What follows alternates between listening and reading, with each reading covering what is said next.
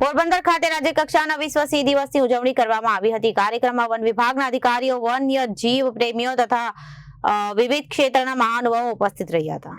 આ પ્રસંગે સિંહોના સંરક્ષણ, તેમના કુદરતી રહેઠાણ અને જાળવણી તેમજ વન્યજીવ અને માનવ વચ્ચેના સુમેળ અંગે જાગૃતિ ફેલાવવાનો સંદેશ આપવામાં આવ્યો હતો। વક્તાઓએ એશિયાઈ સિંહોની સુરક્ષા અને સંવર્ધન માટે કરવામાં આવી રહેલા પ્રયાસોની માહિતી આપી હતી। કાર્યક્રમ દરમિયાન સિંહ સંરક્ષણ અંગે જાગૃતિ લાવતી વિવિધ પ્રવૃત્તિઓનું આયોજન કરવામાં આવ્યું હતું।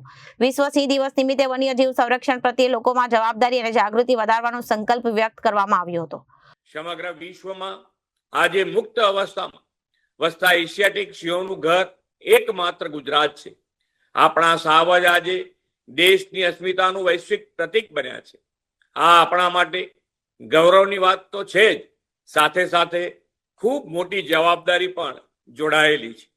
વન્ય પ્રાણી સંરક્ષણના રાજ્ય સરકારના કાળજીભર્યા સાતત્યપૂર્ણ અભિગમને કારણે ગીરના સિંહોની વસ્તી ઉત્તરોત્તર વધી રહી છે। સિંહોની સંખ્યા 891 થઈ છે। આ વધતી વસ્તી આપણા માટે ગૌરવની વાત છે।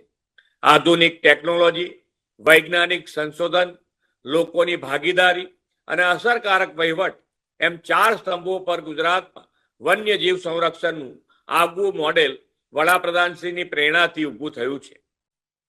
Bureau report, Janadesh news.